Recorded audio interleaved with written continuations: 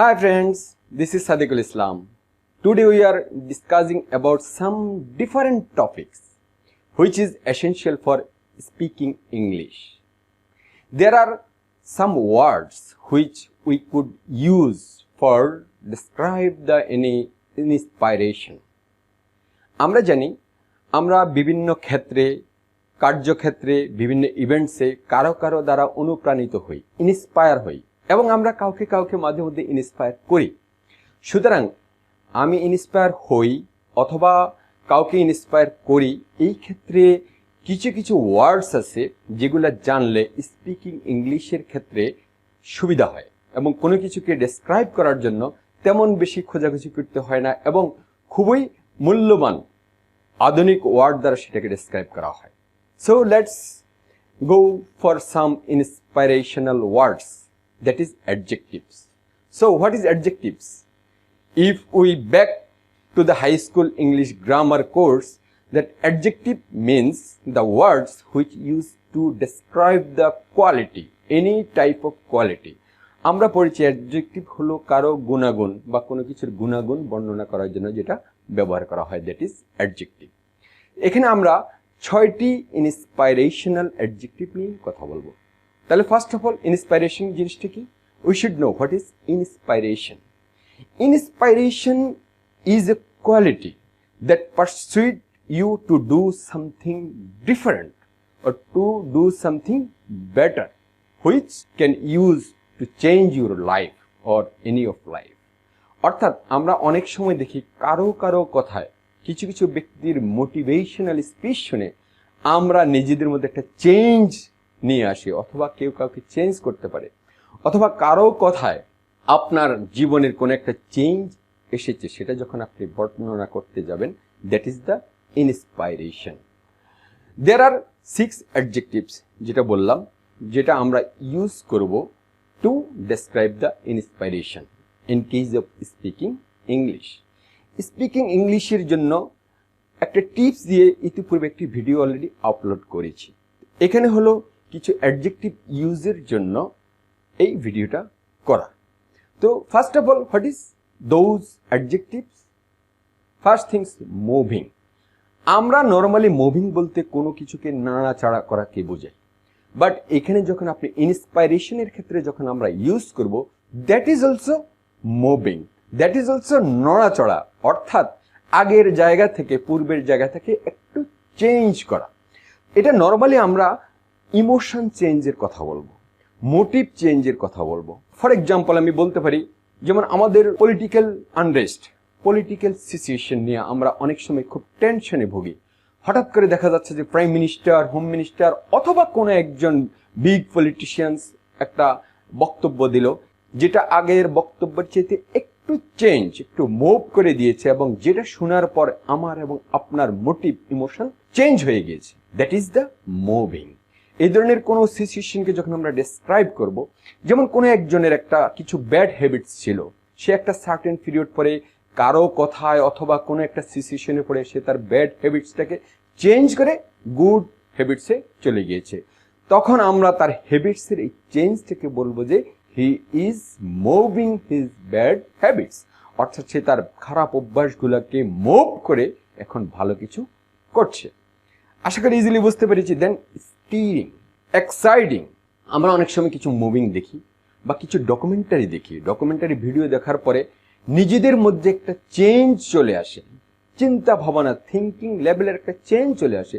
ওরে ওয়াও, এই মুভিটা তো আসলে আগের গতানুগতিক নয়, এটা আধুনিক প্রেজেন্ট সিচুয়েশনের জন্য, নিউ জেনারেশনের জন্য বা নতুন প্রজন্মের জন্য এখানে কিছু শিখার আছে। That is exciting, really stirring movie.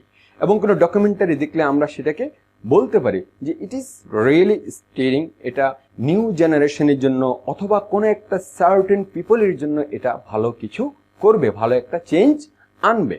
এই জিনিসটাকে প্রকাশ করার জন্য আমরা ইউজ করব স্টিরিং। দেন এনকারেজিং। আমরা অনেকের দ্বারা এনকারেজ বোধ করি, আবার অনেককে ভালো কিছু করার জন্য এনকারেজ করি। আপনি দেখবেন আমরা অনেকের লেকচার শুনি, অনেকের কথাবার্তা শুনি, সবগুলি সমানভাবে ভালো লাগে না।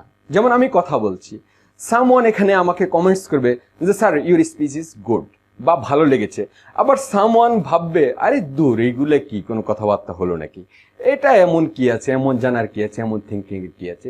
সুতরাং সব কিছু সবাইকে এনকারেজ করে না, বাট যদি কারো কোনো আচরণ, কোনো কথাবার্তা, কোনো লেকচার, কোনো ম্যানার, কোনো পার্সোনালিটি আপনাকে যদি এনকারেজ করে, ইন্সপায়ার করে, এটাকে বর্ণনা করার জন্য you should use and you could use the words encouraging। যেমন আমি স্বাভাবিকভাবে বলি কিছু কিছু লোকের চলাফেরা, আচার আচরণ, অর্থাৎ তার পার্সোনালিটি এনকারেজ করে, আমাকে চেঞ্জ করে, বা আমি কিছু লোকের ম্যানারকে দেখে চেষ্টা করি যে ও আসলে তো he is good manner and he have the good, very good personality. So আমি সেটাকে ইন্সপায়ার হই এবং এনকারেজ করি তার পার্সোনালিটিকে এবং চেষ্টা করি নিজের লাইফে অ্যাপ্লাই করার জন্য। এই ধরনের ক্ষেত্রে আপনারা আসতে পারে, আপনি যখন দেখবেন যে ইয়েস এই ধরনের কারো পার্সোনালিটি বা ম্যানার, কারো লেকচার আপনার খুব ভালো লাগছে, সেটা বারবার আপনি শুনছেন এবং সেটা শুনে আপনি কিছু জ্ঞান অর্জন করছেন এবং নিজের মধ্যে, নিজের কোয়ালিটির মধ্যে, স্কিলের মধ্যে একটা চেঞ্জ আনার চেষ্টা করছেন, that is he is encouraging you. Next, রাউজিং।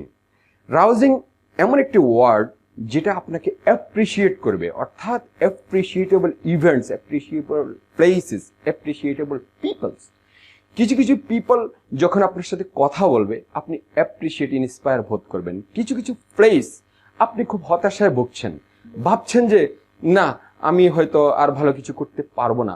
হঠাৎ করে আপনি একটা সেমিনারে গেলেন, একটা ডে লং ওয়ার্কশপে গেলেন, গিয়ে কয়েকজনের বক্তব্য শুনলেন, কিছু নতুন কিছু শুনলেন, শোনার পরে আপনি দেখা যাচ্ছে যে আরও নিজের মধ্যে ইন্সপায়ার বোধ করলেন এবং দ্যাট ইজ দ্য রাউজিং। আপনি যখন এক্সট্রা অর্ডিনারি কিছু বর্ণনা করতে যাবেন, দ্যাট ইজ দ্য রাউজিং।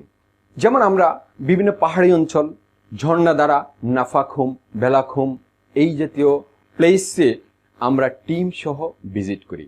ভিজিট করলে সেই প্লেসটাকে যখন বর্ণনা করব কেমন লেগেছে, আমরা নর্মালি বলি যে ওয়াও, মার্ভেলাস, অসাম।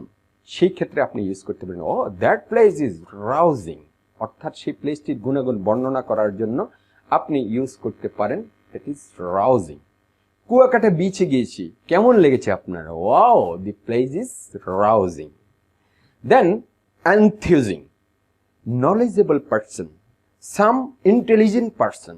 যেমন আমি আমার কথাই বলি, আমার চট্টগ্রাম বিশ্ববিদ্যালয়ের সিনিয়র ভাই Izazur Rahman, the managing director of Mind Mapper, ওনার সাথে যখন কথা বলি, ওনার যখন কোনো বক্তব্য শুনি, ওনার কখনো লার্নিং সেশন যখন আমি শুনি, তখন ওনার কথা শুনলে আমার মনে হয় যে definitely he is enthusing me, অর্থাৎ ভেরি গুড, নলেজেবল এবং ইন্টেলিজেন্ট পার্সন আমার মনে হয়। অর্থাৎ আমি অন্য অনেকের লেকচার শুনি বা অনেকের কথাবার্তা শুনি, ইউটিউবে ইন্ডিয়ান বেশ কয়েকজন লেকচারারের লেকচার শুনি, বাট এর মধ্যে আমার দেশের হিসেবে মনে হচ্ছে যেন সামথিং ডিফারেন্ট আমি ফিল করি যখন ইজাজ ভাই কথা বলেন, that is he is enthusing me, অর্থাৎ ওনার কথা আমার বারবার শুনতে ভালো লাগে। এই ধরনের কোনো ভালো লাগাকে, কোনো লোককে যখন আপনি মনে করবেন যে he is very much intelligent এবং he is very much knowledgeable, তার কোনো গুণাগুণকে আপনি বর্ণনা করতে গিয়ে আপনি বলতে পারেন he is enthusing, he is speech, his lecture is enthusing. Then admirable. Admirable হলো, আমরা আমার জীবনে অনেক লোক দেখেছি, but there are some extraordinary successful person, best performer who shows the better way to others. এই জাতীয় কিছু ব্যক্তি আছে আমি আমার জীবনে পেয়েছি এবং আমাকেও ভালো পথ দেখিয়েছেন। এইরকম আমি একজন শ্রদ্ধাভাজন শিক্ষক, যিনি অলরেডি প্রয়াত হয়েছেন, আমি ওনাকে শ্রদ্ধা করে স্মরণ করি, প্রফেসর মোহাম্মদ আব্দুল কাইম, চট্টগ্রাম বিশ্ববিদ্যালয়ের ব্যবস্থাপনা বিভাগের শিক্ষক ছিলেন। তিনি আমার লাইফের একটি টার্নিং পয়েন্ট। ওনার অ্যাডভাইসে আমি বিশ্ববিদ্যালয়ের বিবিএ এবং এমবিএ কমপ্লিট করতে পেরেছি। উনি আমাকে বই দিয়ে সহযোগিতা করেছেন, পরামর্শ দিয়ে সহযোগিতা করেছেন। আমি ওনার বিদেহী আত্মার মাগফিরাত কামনা করছি। প্রসঙ্গক্রমে বললাম, his advice is the turning point of my life. এরকম কিছু সাকসেসফুল পার্সন আছে, আবার কিছু কিছু আছে অনেক ছোট থেকে কষ্ট হয়ে বড় হয়েছে। এখানে একটি অর্গানাইজেশনের ম্যানেজিং ডিরেক্টর, আমি নাম বলবো না, আমি ওনাকে খুব স্মরণ করে, আমি সেই অর্গানাইজেশনে জব করেছি। উনি বলেছেন একদিন প্রোগ্রামে যে আমার এমন এক সময় ছিল, আমার নিজের একটি সাইকেল ছিল না, আমি 5 কিলোমিটার হেঁটে গিয়ে সাইকেল ভাড়া করে সাইকেল চালিয়েছি। Now I have BMW, now I have Prado, now I have land cruiser. তো এরকম কিছু সাকসেসফুল পার্সন আছে যাদের গল্প শুনলে, যাদের লাইফ হিস্ট্রি শুনলে আমরা অ্যাডমায়ার বোধ করি। দে আর অ্যাডমায়ারেবল পার্সন, অর্থাৎ যাদেরকে দেখে নিজের মনে ইন্সপাইরেশন সৃষ্টি হয় যে হ্যাঁ, I have to do like this. আবার কিছু কিছু ব্যক্তি আছে দেখা যাচ্ছে যে অনেক ছোট থেকে বড় হয়, নাও কোটিপতি, কোটি কোটি টাকার মালিক হয়েছে। তারা অনেকে আছে তার লাইফ হিস্ট্রি যে অনেক কষ্ট করছিল সেটা স্বীকারই করতে চায় না। দে আর নট অ্যাডমায়ারেবল। প্রশ্ন হলো যারা বাস্তববাদী এবং যারা রিয়েলিটিকে স্বীকার করে, তাদের কাছ থেকে আপনি শিখতে পারবেন। যারা নিজের লাইফ হিস্ট্রি ভুলে যায় তারা আসলে তাদের কাছ থেকে ভালো কিছু শেখার কোনো কিছু নেই বলে আমি মনে করি। It is my personal opinion. So those who are very very successful person and shows the best way to others and believe their reality and believe the reality, they are the admirable person. তাদের কথা বর্ণনা করতে গিয়ে, তাদের quality describe করতে গিয়ে we should use the admirable. এখন প্রশ্ন হলো, আমি অনেকের দ্বারা অ্যাডমায়ার হয়েছি, আমি কি কাউকে অ্যাডমায়ার করতে পেরেছি? এইরকম কেরিয়ার গঠন করার চেষ্টা করবেন যাতে আপনাকে দেখে আপনার কোয়ালিটি বর্ণনা করার জন্য অন্যেরা অ্যাডমায়ারেবল ওয়ার্ডটি ইউজ করতে পারে। সো দ্যাট রাইট নাও আমরা বুঝলাম আমরা যেমন এক্সেলেন্ট, মার্ভেলাস, ওয়াও, অসাম এই জাতীয় শব্দ ইউজ করে আমরা কথা বলি, সেটা বলবো। এর মধ্যে কিছু এক্সট্রা অর্ডিনারি, কিছু বিশেষ ক্ষেত্রে we should use moving, stirring, encouraging, rousing, enthusing and admirable. আশা করি বুঝতে পেরেছেন। এবং স্পিকিং ইংলিশের ক্ষেত্রে এই ওয়ার্ডগুলো যদি আপনি প্রপারলি ইউজ করতে পারেন, আশা করি you would be a good speaker as well as helps you to learn speaking English. Thanks to all my followers and friends. If you have any question, keep your question in comments box. I hope all of your best career, healthier, happier and comfortable life. Thanks to all.